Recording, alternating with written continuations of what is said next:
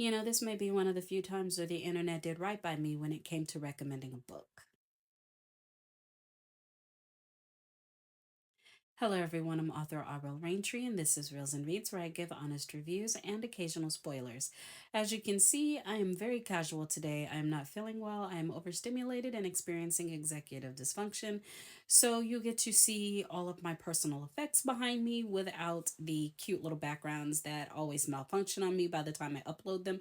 I hope that this is okay with everyone. So let's get into this review of His and Hers by Alice Feeney. As I said before, the internet recommended this book, and I was a little gun shy about it. And I'm glad that I actually read it from cover to cover. In fact, I read it on my Kindle, so I was able to control my speed a little bit better. I don't know what it is about Kindle. I feel like I read faster on Kindle. Anyhow, for those who have never heard of the book, it is a psychological thriller where a detective named Jack, and this all takes place in England, by the way, has to solve a murder. And it turns out to be someone whom he is very close with. And not just him, but his ex wife, who is a reporter with the BBC. Now, as he investigates this murder, more bodies drop, and he starts to look more and more like a suspect. And his ex wife seems like she might be in trouble as well. Now, this is very different from the TV series. However, the main focus of the TV series still matches the book. So if you haven't watched the show and you don't want me to spoil it for you, not only should you not watch this video, but you shouldn't read the book because it pretty much is the book with some minor changes. So, some of the things that I really loved about this book was getting the different perspectives. I've actually written several novels like this. Something about being able to hear the thoughts of each individual important character, because it's not every character, the important characters. Um, we get to hear their thoughts, and it matters because the name of the book is His and Hers. You get her side of the story, you get his side of the story. You want to slap them both because there's no reason why they shouldn't be together. But we also get the killer side of the story, which is represented in italics. There are several moments in the novel where I thought that whoever the killer was must be autistic like myself, because the way they were describing having to hide their true identity sounded a lot like masking. Let me know if you guys felt the same way. One of the other things that I loved about this novel is constantly changing my mind about who I thought it was. I was convinced it was one particular person. I won't say who because I don't want to do a spoiler for this book. And I'd say about 50 to 60% through the book is when I realized, wait a minute, maybe it's not them. But the best thing about this book is, despite the fact that I just knew I'd solved it about halfway through, and then I got thrown for a loop and thought, okay, for sure, I've got it now, I was still nowhere near solving this crime. And that kind of bruised my ego a little bit. This does a great job of making you suspect the husband, the wife, other characters in the book that unfortunately wind up dead, even other detectives. Everybody's a suspect and everybody has a valid reason for committing these murders. I also liked how she dealt with the intimacy scenes. She didn't turn this into erotica, she didn't turn this into a romance. She kept the boundaries, she being Alice Feeney, she kept the boundaries in place for this being a psychological thriller. It's not about sex, it's not about romance and love. She kept the focus on the crime, solving the crime, the tension that was being built, and I really do appreciate her for that. And speaking of the tension, that is one of the greatest things about this novel. It just builds and builds. At first, I began to wonder about the flashbacks. Like, do we really need all this? But again, once you find out who done it, you realize, yeah, you needed every bit of that backstory. And unfortunately, that's one of the things that I didn't like about this book. Now, I'm not going to take this out on the book, but I was very annoyed with the flashbacks after a while. I remember thinking, okay, why do we keep doing this? Do we really need to know this?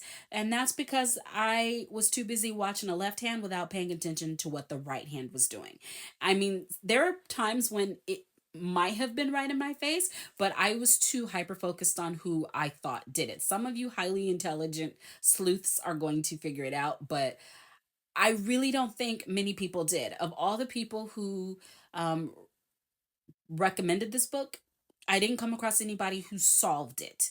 There are people who were polarized by the ending. Some people did not like the ending. And I have to say, what I didn't like about the ending was how the killer was revealed to us. It's not who the killer was. It made perfect sense. And it's also kind of like that movie Seven, where once you know who did it, everything that happened before unwinds. Or like the movie The Sixth Sense. Once you know what the twist is, you start looking back at all of the signs you missed. And so this book does a great job with that, but unfortunately, the way they do the reveal, it's like word vomit. It's like someone sitting there basically telling us everything they did, why they did it, how they did it, and it was like, I don't think we needed that. I would prefer not to do that. In fact, I think that the way it was done in the miniseries was much better. My problem with the miniseries is we didn't get the lead up, we didn't get the breadcrumbs, we didn't get all the tiny little jinkies that led to that particular ending. Whereas in the novel, we got all the little breadcrumbs. We were just too blind to see it. And then once we got the ending, it was like, oh my God, it makes so much sense. I was a little annoyed because I really needed it to be the person that I picked, but it makes sense. There were breadcrumbs all along the way. It makes sense once the ending happens. However, when they reveal it, it's like that could have been done better. It was a little clumsy. I will say that the TV series and the novel were both clumsy. I love the way, other than that, this book does get to the point, but I don't like the way it feels like it drags until we figure out who the killer is. And as I said before, that might just be me, because once I was hyper focused on who the killer was, or who I thought the killer was, everything else just felt like a waste of time for me. So, those of you who normally read psychological thrillers, you probably not going to have that same experience that I had. And so, I had to remove my own personal emotions from it because again, hyperfixated on who I thought was the killer. When I look at how it ended, when I look at who did it, it's like, okay, this was well done. Every single page in this novel was necessary and led to the ending that we had. I just couldn't see it. And for that reason, I give this novel 5 stars. And for those of you who have not looked at my video on the miniseries, there is a difference in the star system. And the reason why there is a difference, it all came down to the ending and the sexual assault. So, in this novel, for those who need trigger warnings, there is a sexual assault. And I'm going to say this as delicately as I can, all while being honest. It makes sense. Let me explain what I mean by that. There is a slow tension. And like I said, this book is great with building tension. There is this slow tension that you, as a reader, are going to pick up on. You immediately recognize the grooming. You immediately recognize what is about to happen. You immediately know where this is going. So when it happens, even if you're a person who needs a trigger warning, you know that it's coming and you can turn the page and skip it. It does not drag on, it does not go into detail of the act itself.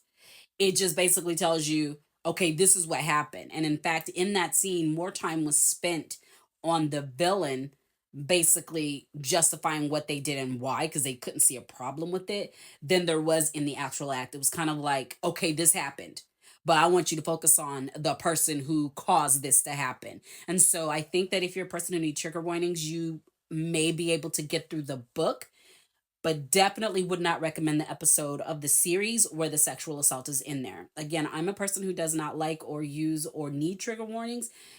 It disturbed me. So that should be your parameter as to whether or not you should watch that episode or at least that moment in the series.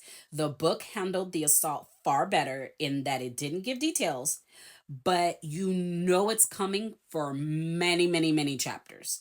If you're just mildly aware, you know, whoa, I think this person is getting groomed. I think I know where this is going. And again, that's, a testimony to Alice Feeney's ability to build tension.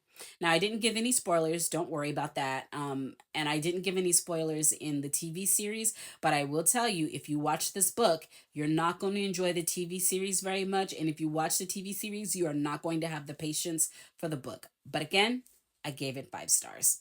Let me know what you thought about this book in the comments.